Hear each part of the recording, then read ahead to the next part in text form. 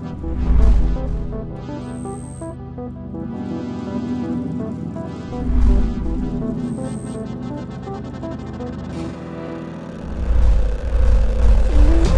6 de diciembre, a partir de las 8 de la mañana, vamos a tener un horario específico de inicio, se va a durar este Es estupendo porque imagínate estar en la casa y ya con el sábado ahí no tengo que ir a un bar. Previo a la irrupción del escenario digital en este país.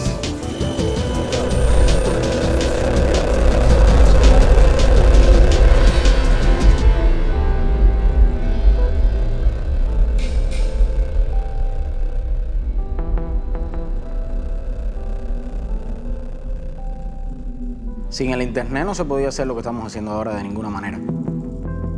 Cuando no conocía lo que eran las redes sociales, simplemente yo me conectaba y veía pocas cosas, pensé que eso, no sé, como era algo nuevo, pensé que era de la vida personal de uno, de subir fotos. Muchos jóvenes que a lo mejor no teníamos cercanía, no nos conocíamos, nunca habíamos dialogado, con la opción de las redes nos hemos conocido, hemos intercambiado ideas, hemos creado proyectos, hemos creado grupos de debate. Ya uno comenzó a hablar directamente sobre diferentes temas, debatir con personas que estaban al otro lado del país. Puede ser la moda, puede ser la música, puede ser la literatura, puede ser la política, puede ser la ideología. Agrupa a millones de personas que de otra manera no hubieran tenido comunicación entre ellas. Se ha producido un cambio en la forma de comunicarse de la gente y que ese cambio está muy asociado, por supuesto, al desarrollo de Internet en nuestro país. Los celulares son, por excelencia hoy, la vía más masiva de comunicación, por donde la gente pone contenido,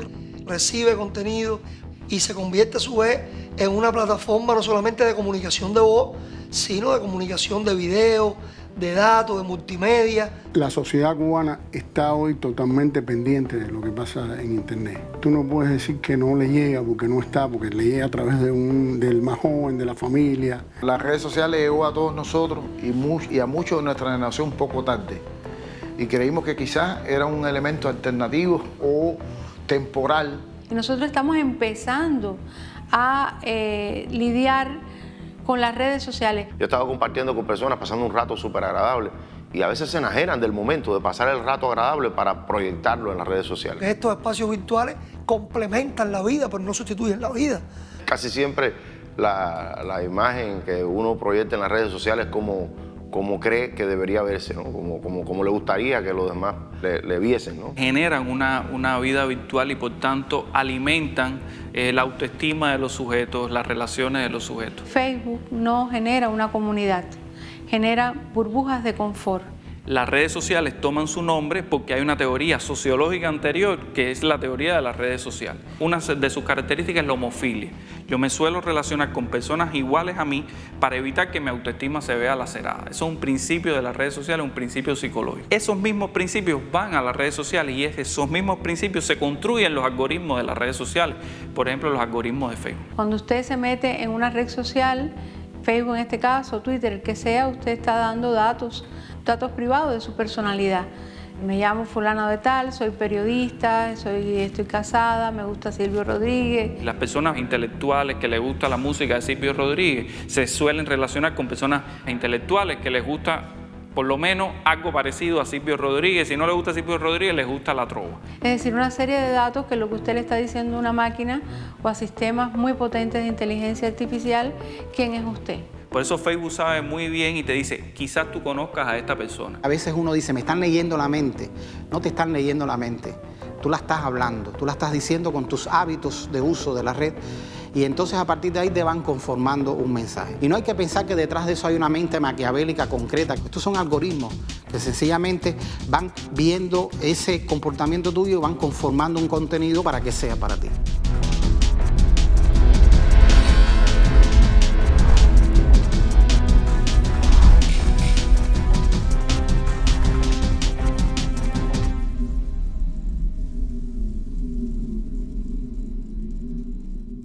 Un algoritmo no es una fórmula matemática per se, es como una receta de cocina.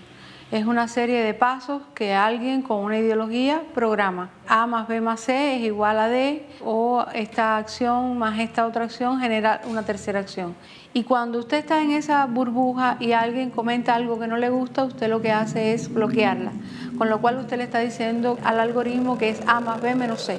Si dentro de esa burbuja, que ya empieza a aparecer los filtros de quizás conozcas A, ahí también cuando usted acepta uno u otro, está también dando rasgos de su personalidad, de sus intereses, o sea, de esos amiguitos tuyos, o estos supuestos amiguitos, ¿no? Te da un placer muy instantáneo, muy rápido, el like, el comentario, la alabanza fácil. Si tú no pones una foto del día y con una frase de hoy el día es luminoso y voy a vivir, pero además si lo pones en inglés con una frase corta en Instagram, y no eres poeta, no eres escritor, pero eso es de alguna manera sexy, o de alguna manera te conecta con la gente. Y sobre todo vende una imagen de ti, que es lo que tú quieres proyectar en las personas. Y por tanto, hay quien está todo el tiempo pegado al teléfono, le dieron like, quién comentó, quién compartió. Va marcando un supuesto consenso social que además es aparente. Ocurre una ilusión de que yo conozco a la gente. Fíjate cómo actúan estos algoritmos. Tú de pronto planteas una opinión y te empiezan a llegar comentarios, posts, como le dicen, de otras personas que a lo mejor tú nunca habías visto en tu página de Facebook, pero personas que están repitiendo el mismo mensaje, para crear un efecto rebaño. Yo no soy el único que piensa así. Mira cuánta gente piensa igual que yo. Por lo tanto, yo debo tener razón. Cuando hay tanta gente que piensa lo mismo, yo debo tener razón. Y de ahí la complejidad de estos algoritmos, porque lo que hacen es verdaderamente aislarte, generar una cámara de eco, que es eso, donde unas solas ideas rebotan, no permiten la entrada de otros puntos de vista, y bueno, se generan todas estas escenarios que son muy propicios a la desinformación. Y entonces, mensajes que pueden ser, o mensajes que pueden tender a un análisis más racional o de otro tipo, de esa misma realidad, a mí no me aparecen con la misma frecuencia, me aparecen solo aquellos que reafirman mi mensaje. Es lo que los expertos llaman sesgo de confirmación. Si usted habla mucho de una cosa, de eso sencillamente le va a poner mucho más. La gente tiene la percepción de que ese es el sentido común, que eso es lo general, cuando en realidad está gravitando en esas burbujas. Pero te genera la percepción de que tú estás hablando con muchas personas a la vez, sobre todo si tú vienes de una cultura analógica cuyas referencias y paradigmas tienen que ver con los medios de comunicación masiva, donde hay un emisor con muchos receptores. Y aquí no es así. A mí me asombra muchas veces estudiantes nuestros que han pasado toda una carrera y han recibido decenas de horas de marxismo, de historia de Cuba, etcétera, etcétera. Después tú lo ves en las redes repitiendo ingenuidades asombrosas. Yo quiero estar en la línea de la corriente, de lo popular, y ser popular en determinado entorno, y ese entorno hay un suceso significativo del que todo el mundo habla. No importa si yo tengo un vínculo con ese suceso o no, lo que importa es que la gente piense que yo tengo un vínculo, por tanto yo lo publico. Hay personas que tienen una posición más segura de sí mismas, más firme, y hay personas que son, digamos, más gregarias, ¿no? O sea, más conducidas, más opino en dependencia de por donde vaya la opinión generalizada. Las personas en redes se van por el criterio que esté más popular, o sea, por lo que más esté mediando en las redes. Si las redes, los artistas, lo que sea, están defendiendo esa postura, están defendiendo eso, todo el mundo se va por ahí, entonces nadie quiere dar la contra. O sea, la gente tiene miedo a ser aislada de lo que considera que es el contexto social o que habla la mayoría. La espiral del silencio es una teoría de la comunicación política desarrollada por Elisabeth Noelle-Neumann, una alemana, que dice que la opinión pública es una forma también de control social a partir de que la gente se inhibe de dar sus opiniones por lo que percibe de la mayoría. Los amigos, de cierto modo, te van cuestionando, o de un modo más sutil pueden dejar un estado en WhatsApp donde dicen que no están de acuerdo con esto, que no están de acuerdo con esto otro, y te van dejando mensajes por detrás que tú te das cuenta que te están marcando a ti o que quizás están hablando de ti. Porque tú a lo mejor eres amigo de alguien que es amigo de alguien que tú estimas mucho, pero al final no piensan lo mismo. Y entonces ahí entran los choques, entran los conflictos, entran los debates.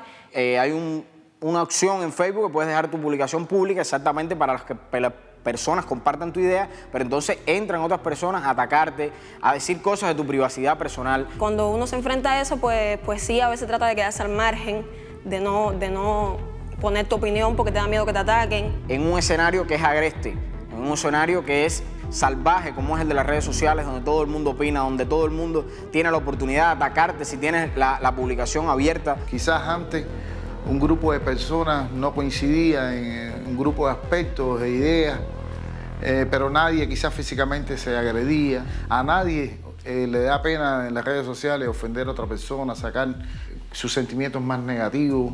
El principal problema en el tema de todo esto es que la gente siente que eso es un potrero, que eso es un lugar como una especie de exoplaneta, cuando en realidad uno no tiene una ciudadanía virtual, una ciudadanía real diferente. Ya no estoy de acuerdo con lo que dices, sino tú eres esto, tú eres los otros, te amenazo, cuando te coja te voy a ver. Todos esos mecanismos emotivos están ahí, pero la gente se comporta así porque cree que está en la sala de su casa. Tú no puedes ir por la calle hoy y tirarle una piedra a una persona porque tú creas que hay que tirarle una piedra y romperle la cabeza. Eso es una cosa ilegal, pero tampoco lo debes hacer en el marco, en el ciberespacio. Tiene resortes emotivos hasta en la familia, porque está conviviendo también en esas redes y siente que puede haber un peligro real sobre ti. Los estereotipos son fuertísimos porque las palabras se marcan y te tratan de marcar para siempre. Cuando tratan de decirte oficialista, llega un momento que muchos jóvenes le cogen odio a esa palabra, se quieren alejar de ello, porque lo que aprendieron desde su universidad, lo que aprendieron desde sus facultades, es no ser un oficialista, sino ser un muchacho espontáneo, y creen que la espontaneidad es alejarse de la institucionalidad, no tocar eso, no tener vínculos con ellos. Se creen el discurso de que, bueno, la rebeldía es lo cool, de estar en contra de la posición oficial es lo que hay que hacer, porque los jóvenes tienen que ser rebeldes. Porque ahora decir la palabra revolución es ser un repetidor. Y entonces desde ahí se diluye también el concepto de lo que es la contrarrevolución. O sea, tratar de diluir ese concepto, de que no se diga, de que no se exponga el concepto de mercenarismo, aunque sabemos lo que implica ser mercenario, una persona que cobra dinero de otro gobierno, de organizaciones enlazadas a él, que para practicar oposición al gobierno. Entonces se diluyen estos conceptos. Si los mencionas, eres un tipo que eres un bruto, que estás repitiendo. Entonces yo, que no los menciono, que no hablo desde esa perspectiva, soy un alternativo. Y el bloqueo económico nos afecta. No, el bloqueo. Siempre estamos hablando del bloqueo. Y entonces uno a veces se cohíbe porque dice, no, si digo esto aquí en redes, después cuando esté en el grupo social o cuando esté en el aula, cuando esté, a lo mejor me apartan o me ven o me critican. Entonces que alguien ya llegue y te diga en un comentario, o que alguien te escriba por interno y te diga, mira, utiliza tu tiempo para decir lo que en verdad piensas, no utilices tu tiempo para defender gente que al final está viviendo mejor que tú, y ese tipo de comentarios te van marcando y te van tratando de poner contra la pared. Afecta directamente porque, aunque tú no lo quieras, tú coincides en los espacios, coincides en las redes con personas que tú después estás debatiendo en la vida, ¿no? Luego te das cuenta que, bueno, tú tienes que ser lo que eres, tú tomas tu postura, tú tomas tus ideas y las plasmas ahí, porque para eso es tu perfil, es tu plataforma para tú plantar lo que tú crees, lo que tú consideras que sea lo correcto dentro de tu preparación, dentro de tu subjetividad.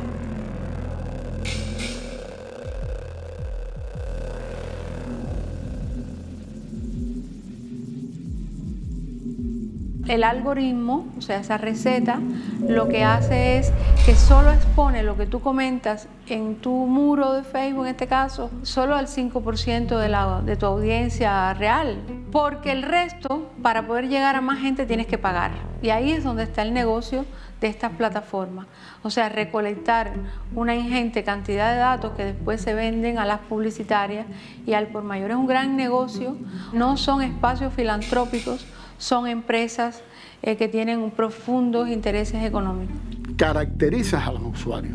Tú puedes microlocalizar la visibilidad de un contenido. O sea, esto yo quiero que lo vean en el municipio Plaza de la Revolución, los hombres que tienen entre 20 y 40 años, que son solteros y que trabajan en la salud. Tú puedes llegar y puedes pagar por eso, que durante 2 o 3 días tú quieres que con ese nivel de restricciones ese contenido sea visto.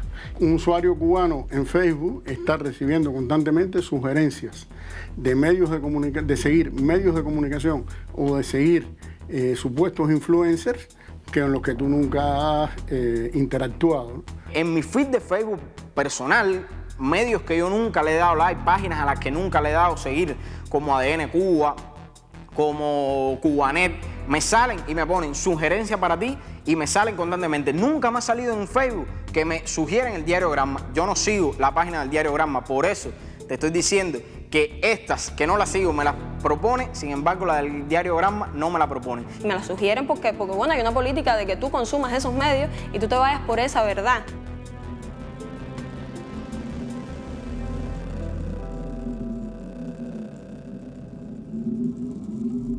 Tú tienes una audiencia y vas transformando esa audiencia. Constantemente estás impactando sobre esa audiencia con un tipo de mensaje y la estás cambiando. Y estás cambiando sus percepciones.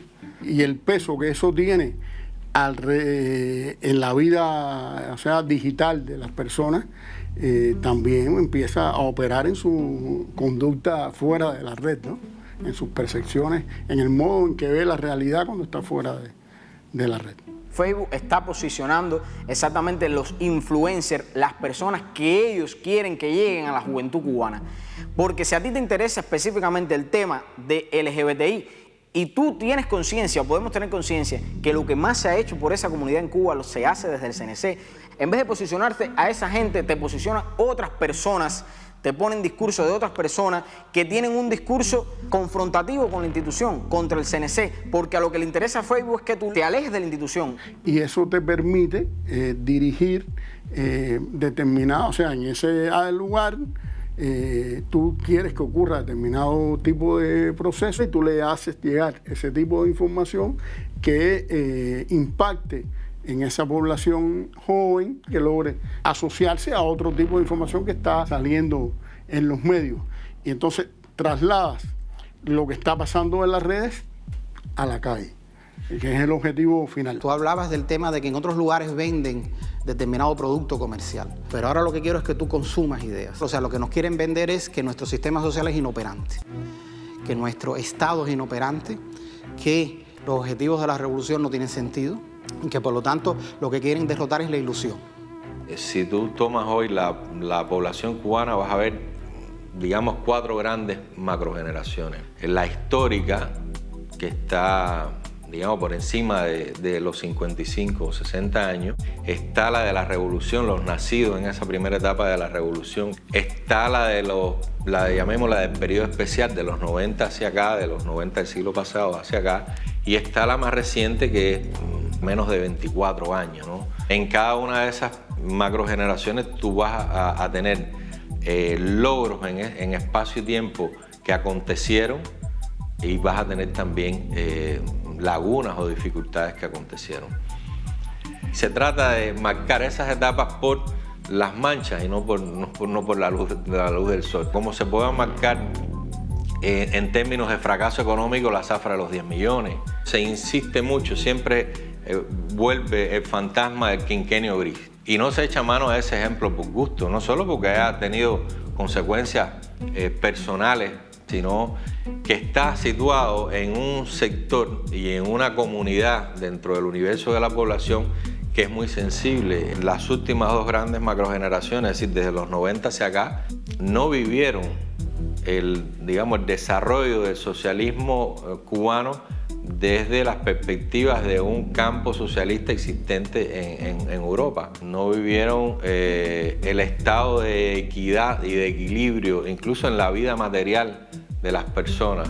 Nacieron con la precariedad, nacieron en medio de una crisis violenta, una crisis que fue producida e inducida, y ese es su referente. Todos nosotros somos susceptibles a ser influenciados por las redes sociales. Si lo que nosotros llamamos manipulación es un proceso de influencia, y los procesos de influencia existen siempre, y ninguno de nosotros es inmune a los procesos de influencia. Como generalidad, lo que se explota es, mensajes de tal tipo. Mira a tus padres, todo lo que hicieron, todo el esfuerzo que dieron, entregaron su vida, y míralo.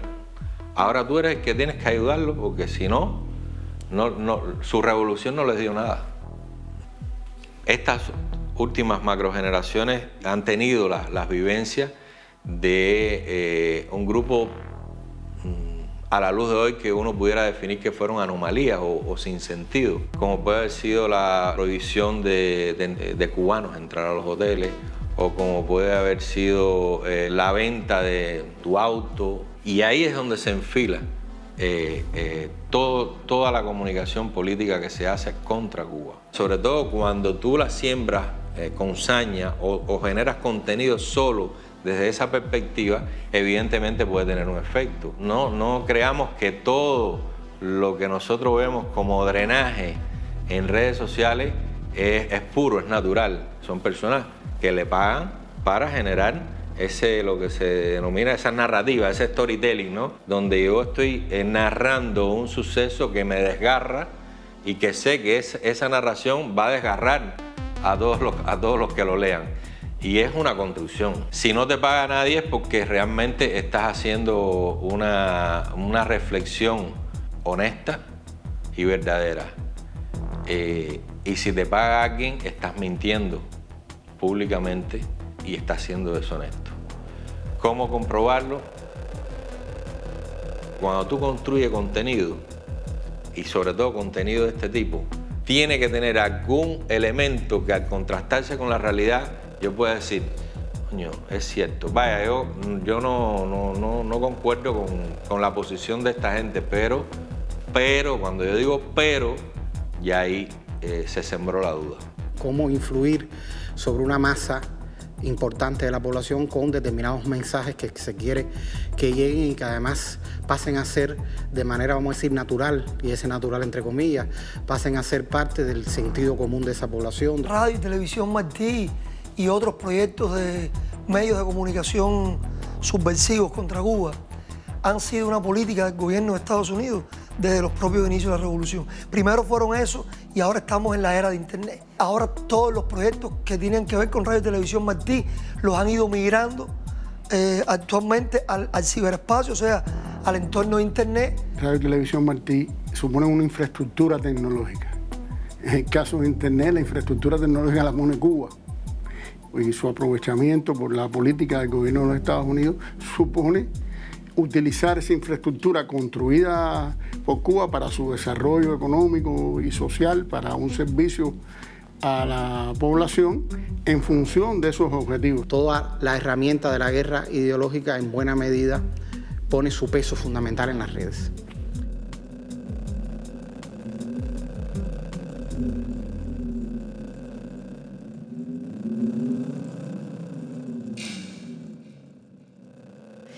Exactamente, ha habido un tránsito de la guerra, de la información a la desinformación, a racionalidad, a la emotividad. Han identificado que las personas pueden ser más rápidamente manipuladas a partir de resortes emocionales y se construye entonces desde la espectacularización de la noticia ese nuevo discurso. Lo vemos también en los titulares que refuerzan el amarillismo ese de un modelo de prensa que busca el sensacionalismo, que acude más a lo emotivo que el hecho de saber que tú no te vas a leer un largo texto ni que vas a analizarlo, que no va a profundizar en eso que le está llegando, ¿no?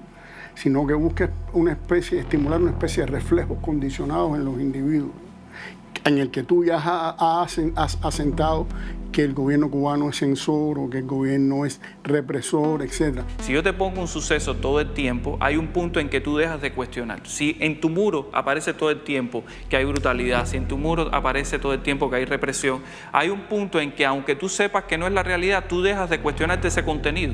Y arriba de ese asentamiento, entonces, esto rebota casi automáticamente. Mira, tú estás confirmando lo que ya tú asentaste antes, ¿no? Mira esto, mira lo otro. Le hicieron esto a fulano, pasó aquello, pasó esto. Una de las cosas importantes de las redes es crear respuestas emocionales, no respuestas racionales. No que la gente piense sobre el tema y llegue a una conclusión, sino que la gente responda de acuerdo a las emociones. Una persona reacciona con mucha más sensibilidad emocional cuando está disgustado. Por lo tanto, yo siempre necesito que tú estés disgustado por algo. ¿Cómo yo voy focalizando el disgusto? Lo saco de un lugar y lo voy poniendo en otro. Y cuando ese se me desarma, lo pongo en otro y lo pongo en otro. El problema es que tú constantemente estés disgustado porque recuerda, el discurso de las redes es un discurso emocional. Y si esa experiencia además es narrada por personas significativas como artistas, cantantes, pues esa experiencia adquiere un valor de verdad. Es como si hubiese ocurrido y sobre todo, y más importante, es como si me hubiese ocurrido a mí. A veces decimos en abstracto y decimos, Estados Unidos en su presupuesto ha puesto una determinada cantidad de dinero por la subvención para ver el tema de las redes con respecto a Cuba. Y ya lo dejamos en abstracto. Bueno, ¿y a dónde va ese dinero? ¿Qué se hace con él? Eso no nos lo dicen. Pero lo que está claro es que ese dinero no es para comprar pomos de agua, ¿no? Ese dinero es para crear productos en particular, para llegar a las personas en particular. Y detrás de eso hay algoritmos en dependencia de las búsquedas que las personas hacen, pero esos algoritmos se pueden sintonizar para objetivos muy concretos. Nada más que con saber que la persona que está accediendo a la red es de Cuba, ya yo hago que cuando entre en cualquier página web, cuando entre en las redes sociales, le lleguen determinados mensajes. Imagínate un ecualizador donde tú mueves una tecla, mueves otra y tú puedes decir, bueno, hay una comunidad de intereses asociados al tema ecológico, hay una comunidad de intereses asociados a los temas de género. Son temas que aunque no sea un activista directo, son temas que yo puedo apoyar por la naturaleza, por lo humano que hay dentro de esa posición. Y ahí, en ese plano de esa batalla, nosotros hemos perdido unas cuantas. Y no la hemos perdido porque el enemigo ha sido más efectivo que nosotros, que lo ha sido. La hemos perdido porque nosotros no hemos sabido enfrentar esas batallas. Estamos ante la capitalización de todos estos problemas, no para resolverlos, sino para hacer posible un cambio de régimen que los agravaría. En ese sentido es penoso lo que se hace, es perverso, yo lo digo así, es perverso, utilizar problemáticas sociales que están viviendo grupos determinados, problemáticas serias, sensibles, para utilizarlas para fabricar la vía hacia un sistema que las va a agudizar. Si la intención fuera resolver los problemas, pues el discurso fuera por la defensa del socialismo, porque todos estos problemas se agravan en el capitalismo. ¿Dónde está la trampa? No en publicar un trabajo que aborde problemas reales de la sociedad cubana, sino en presentar como solución a esas problemáticas lo que Estados Unidos quiere. Hay una intencionalidad de hacer que esos discursos contestatarios que pueden ser muy revolucionarios o muy correctos en un momento determinado, terminen siendo discursos que se pasen al enemigo.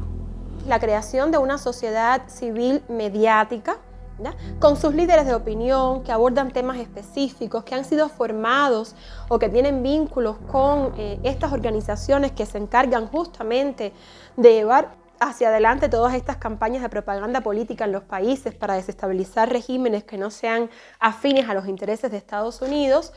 Se crean entonces esta sociedad civil mediática que no es representativa del pueblo cubano, no podemos decir que es representativa del pueblo cubano.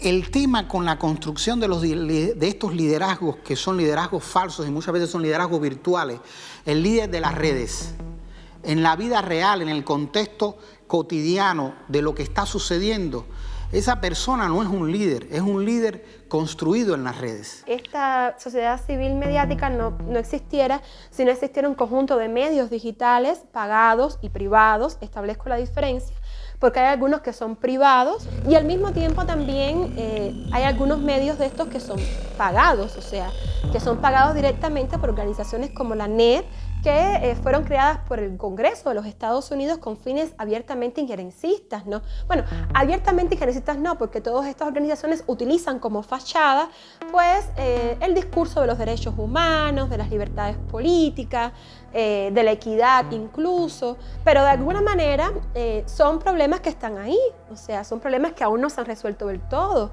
son problemas que aún han encontrado condiciones dentro de la sociedad para reproducirse. Y aunque las organizaciones e instituciones trabajan en base a ello, no los abordan mediáticamente. Entonces esas partes donde tú no criticas, tú no informas, tú no formas, van a llegar otros espacios, otros medios, otras personas a llenar esos huecos informativos que tú no estás cubriendo. No podemos seguir respondiendo a una rutina que hay que esperar, a la concepción desde un consejo de redacción, frente a esa información.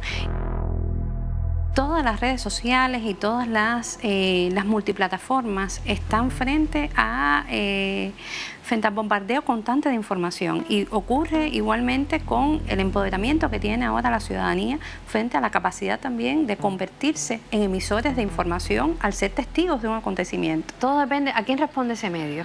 Vamos a preguntarle, ¿quién le paga? ¿A qué potencia extranjera responde? No se puede ser ingenuo frente a esto. ¿Quiénes financian ese proyecto mediático?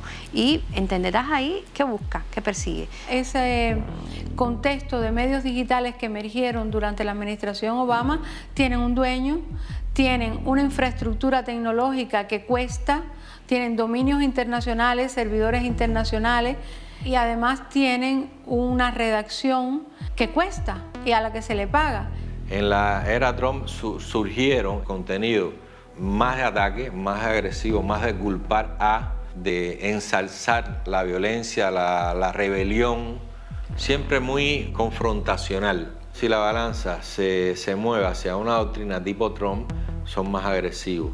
Siempre queda alguna política para ver la diversidad que es más suave, y evidentemente con una nueva administración que viene de la doctrina Obama, pues probablemente muchas de este entramado lo que hagan es cambiar sus perfiles nuevamente porque viven de eso. Una de las cosas más comunes hoy en día en esta guerra de cuarta generación contra Cuba, la creación de los extremos.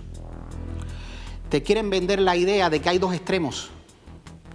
El extremo de derecha recalcitrante que quisiera derrumbar esto de una manera burda, y por otro lado tratar de presentarnos que existe un extremo de izquierda radical y que por lo tanto la verdad está en el medio. Entonces dice, no, claro, hay gente recalcitrante en Miami que están en contra de cualquier cosa que sea normalizar las relaciones, pero también del lado izquierdo hay gente que se opone a eso.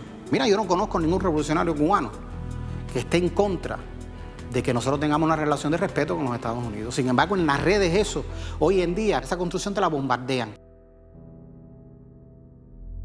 El Partido Republicano y el Partido Demócrata se han mantenido en el tema del escenario digital las mismas estrategias, incluso transfiriendo cada vez más dinero a estos proyectos que tienen que ver con el escenario digital. Por ejemplo, cuando tratamos de preguntar en las redes quién paga este medio, quién paga el toque, quién paga periodismo de barrio, quién paga el estornudo, quién paga tremenda nota. Obviamente la CIA ya no da cheques al portador, pero se terceriza muchísimo dinero, y además las propias redes sociales propician que se puedan haber contribuyentes privados, o que puedan haber, o se crean todo tipo de organizaciones fantasmas para sostener todo esto. Una palabra que usan es independiente, por hacer un periodismo independiente al presupuesto del Estado. Pero son verdaderamente independientes, nadie los financia, nadie les dice es por aquí, nadie les dice esto no. Se sobredimensiona el discurso profesional, o sea, nosotros hacemos buen periodismo, no hacemos política. Tú ves el discurso de que eso a mí no me quita independencia. No, ellos nunca me dicen lo que yo tengo que decir. Claro, no tienen que decírtelo. Tú sabes que si no dices esa línea editorial no vas a tener el financiamiento. La colonización de la subjetividad, preparar la subjetividad para un modo de hacer y decir aparentemente diverso, pero totalmente homogéneo, es la colonización del nuevo tipo. Creo que cualquier persona que pueda discernir, que sea razonable, se puede dar cuenta fácilmente de que se están trabajando todos los sentimientos, todas las emociones y todos los grupos. Cuando vemos que todos esos medios se articulan y hay una alineación frente a cualquier circunstancia y dicen lo mismo de diferentes maneras. Y eso ya está probado, hemos tenido ejemplos suficientes de cómo están tratando de conquistar ese terreno y una diversidad de público desde la construcción de perfiles muy específicos y de la sectorialización. Hoy estamos viendo estrategias tanto de nanosegmentación como microsegmentación. Hay estrategias dirigidas a una sola persona. Yo no dudo que aquí hay una estrategia de diseño, además lo estamos viendo, exclusivamente para el presidente del país. A un sector de la población le entran por la parte de la reunificación familiar, de las relaciones con la familia, etcétera. A un sector más intelectual le penetran con otro tipo de mensaje más ideológico, más de esto es un extremo intolerante, que quisiera una sociedad cerrada, que lo que le tiene miedo es a la confluencia de ideas, a que esta distensión posible le serruche el piso. Y todo funciona como un engranaje muy bien articulado, ¿no? Y va a la vez de todo, pareciera muy diverso, pero en el objetivo de los contenidos apuntan en una misma dirección, ¿no? Un doble juego con lo que dice el otro y lo que quiere decir, pero el fin es el mismo.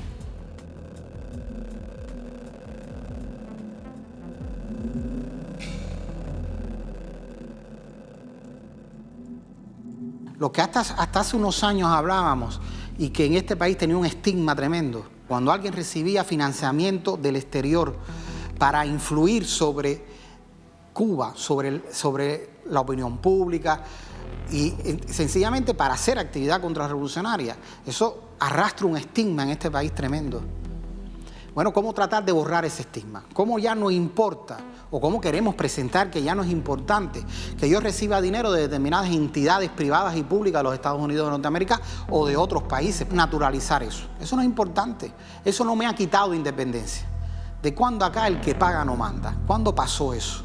Y es que en los últimos tiempos, para mí, hay una diversificación de la contrarrevolución en Cuba, con actores mediáticos que ya comienzan a tener otros rostros, que comienzan a ser pues algunos académicos, periodistas. Estamos ante otro tipo, ¿verdad?, de discursos, ante otro tipo de narrativa, que puede ser incluso muy atractivo para muchos.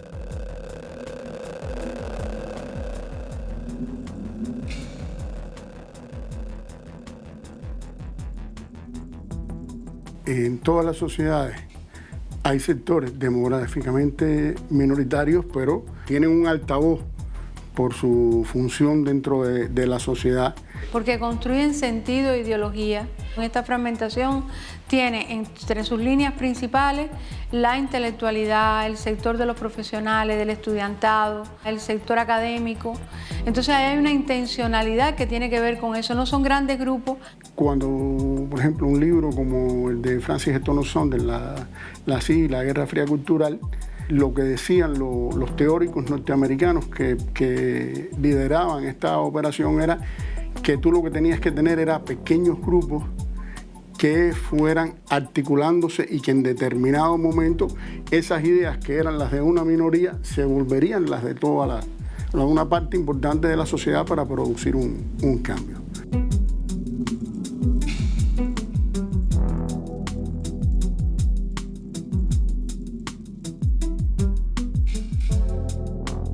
En el año 2004 se reúnen en La Habana varios funcionarios norteamericanos y un grupo de oficiales de la CIA. Y en esa reunión es la primera vez que yo escucho decir de que la política que habían seguido de mano dura hacia Cuba en ese momento había fracasado. Y que había que pensar en una nueva estrategia. Y que esa nueva estrategia tenía que tener como fundamento la seducción, la guerra cultural. Primero, la formación de nuevos líderes. Porque ellos están reconociendo que los líderes de la contrarrevolución en ese momento tenían un nivel de desprestigio y un nivel de incapacidad tan alto que no les daba el resultado que ellos querían. Y tenían que formar nuevos líderes. Esos líderes había que buscarlos fundamentalmente en las universidades. Tenían que ser jóvenes, sobre todo, que fueran militantes de la juventud o que tuvieran un activismo dentro de la FEU, dentro de la revolución, que fueran hijos de revolucionarios y que mediante ese plan de acercamiento a ellos, proponiéndole becas, ellos tuvieran en un periodo de 10 a 15 años, que es el lapso que ellos dan de tiempo que ellos necesitaban para cambiar las cosas en Cuba, contar con un grupo importante de nuevos líderes, o por lo menos de gente que simpatizara o que tuviera una visión diferente de los Estados Unidos dentro del país. Se habla en esa reunión de la idea de que debían crear una contrarrevolución que se moviera desde la izquierda y no desde la derecha. Ahí se plantea también la necesidad de que esa contrarrevolución tuviera una prensa nueva. Trabajan con personas como Ivani Sánchez, que la convierten en una bloguera súper premiada de rango internacional, le dan una promoción que jamás habían hecho anteriormente con nadie. Pero a Ivani se le desgasta también en el tiempo y comienzan a crear, podríamos hablar de una novísima contrarrevolución, como el caso de todo un grupo de nuevos contrarrevolucionarios que comienzan a trabajar en la nueva línea que el gobierno de los Estados Unidos comienza a trazar con ellos. Protagonistas que habían surgido en la internet en Cuba de modo legítimo, con espacios, con blogs, recibieron becas y muchos de esos espacios evolucionaron a medios privados, se involucraron en medios privados financiados desde el extranjero. Cuando tú recibes una invitación de la Embajada de Estados Unidos, tú dudas. Cuando en Cuba todavía no existían los datos móviles, no existían los parques wifi, un grupo de muchachos, emprendedores, muchos graduados recién graduados de la UCI, comenzamos a desarrollar una plataforma digital de un tema que en Cuba se había explorado muy poco, que es la crítica gastronómica, el periodismo gastronómico. Así fue como nosotros nos insertamos gradualmente en este tema de los blogs y nos transformamos sin saberlo en blogueros. El término bloguero no era un término necesariamente positivo. Todos los blogs eran supuestamente contrarrevolucionarios. De esa manera nosotros nos conectamos con otros blogueros y decidimos unirnos a estos grupos que se estaban creando de blogueros en las redes sociales. Y obviamente nosotros entramos a un grupo que ya se llamaba, que ya se autodefinía como blogueros revolucionarios. Estábamos hablando de cómo nosotros los blogueros podíamos procesar, entender la política o la realidad que estábamos enfrentando en esos días. Cuando la gente empezó a leernos, cuando la gente nos empezó a identificar, se empezó a acercar gente. Nosotros fuimos invitados a esa reunión con un funcionario de la embajada y de forma nos pareció respetuosa, que nos dijo, mira, nosotros queremos apoyar las iniciativas de ustedes, nosotros queremos apoyar a ustedes que son emprendedores. Si necesitan herramientas, nosotros podemos darte herramientas. Ellos sabían que nosotros estábamos con recursos muy limitados. Y cuando te ofrecen la posibilidad de tener un curso, un taller, o una herramienta, o un financiamiento, es una tentación para cualquiera. Es una tentación. Uno dice, wow, eso es lo que nos hace falta. Lo que están pagando son la CIA no aparece por ninguna parte. O sea, te invita a la universidad y tú permaneces 1 año, 6 meses o el tiempo que esté contemplado el plan, formándote en esa universidad, y tu proyecto final para graduarte era un proyecto para ser aplicado en Cuba.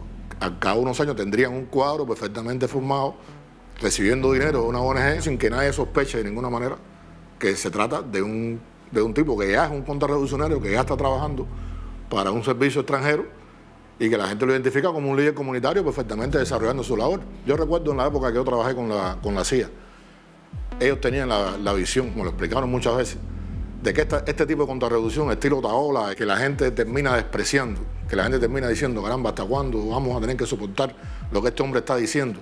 De alguna manera busca invisibilizar la función que cumplen otros contrarrevolucionarios, que a la gente le puede parecer, por contraste, un poco más potable o un poco más, pudiéramos decir, aceptable, que no se vea con toda claridad la gente que de verdad está cumpliendo los objetivos que ellos quieren lograr, que están trabajando en el cumplimiento de sus objetivos fundamentales. Así como se ha construido un espectro, una máquina de seducción y a la vez una máquina de terror que tiene la tarea de proteger esta máquina de seducción. O sea que no se le pueda criticar, que no se le pueda cuestionar, porque enseguida entra la demonización.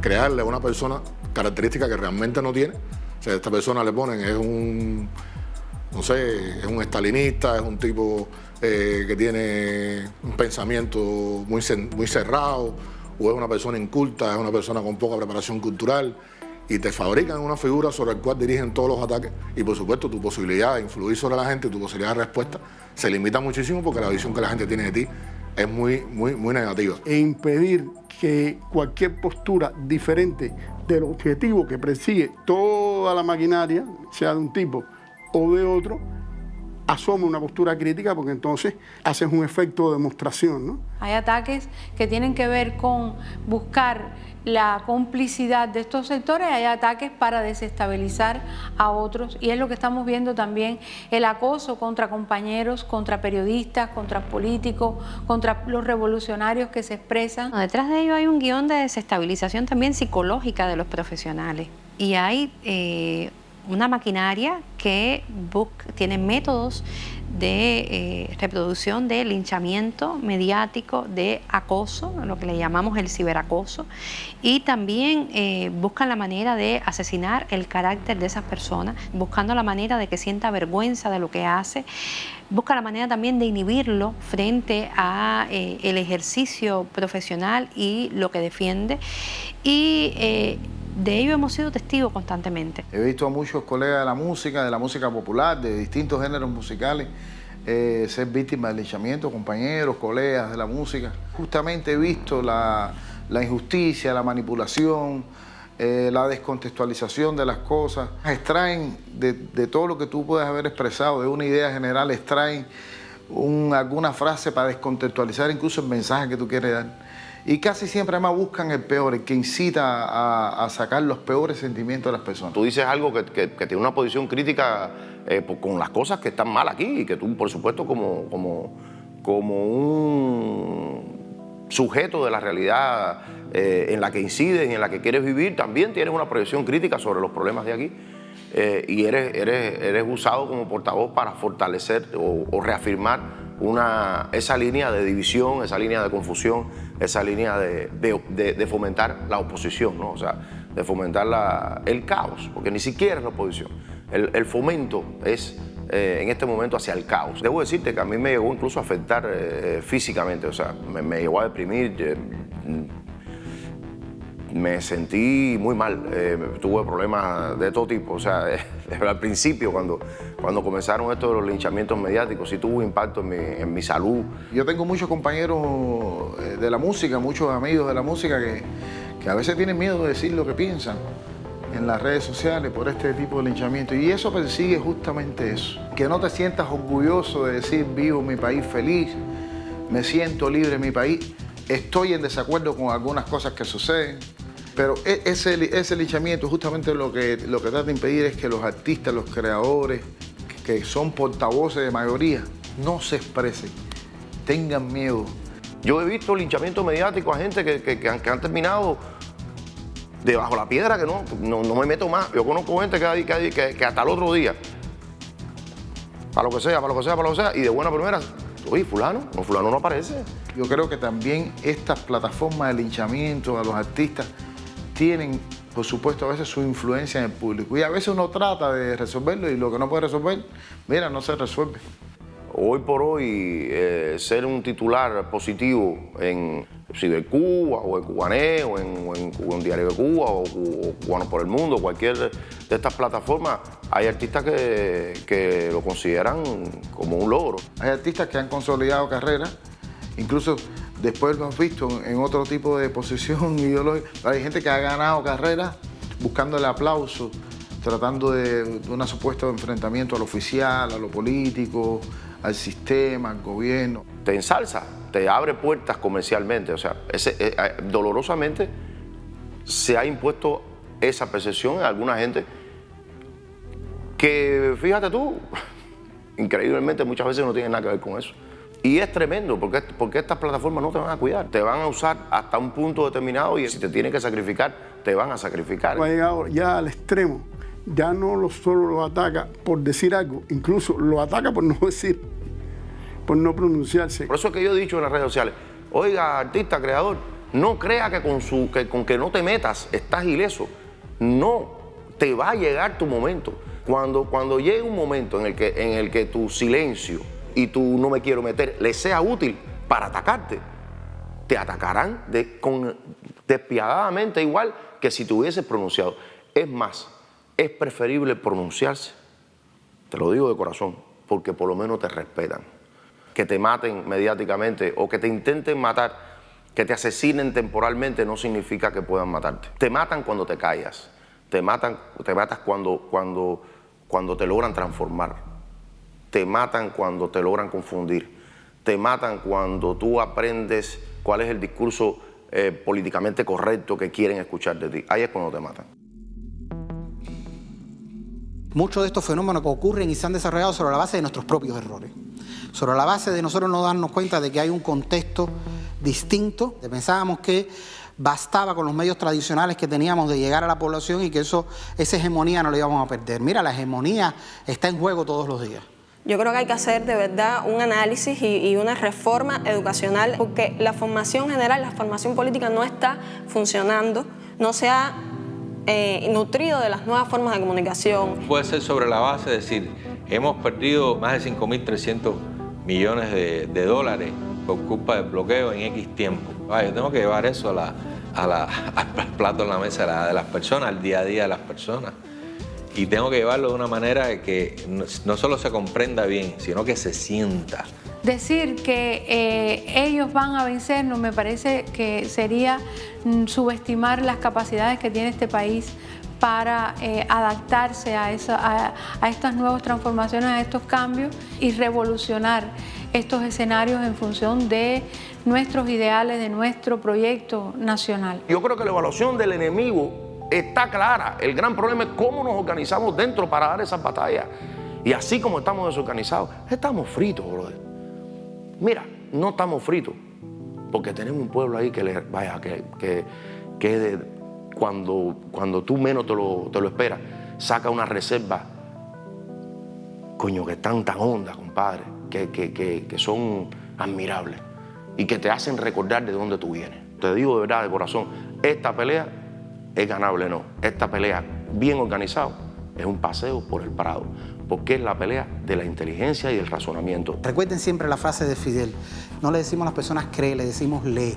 El lee ese, vamos a traducirlo, le decimos a las personas que piensen, que profundicen, que realmente su concepción del mundo parta de haber pensado.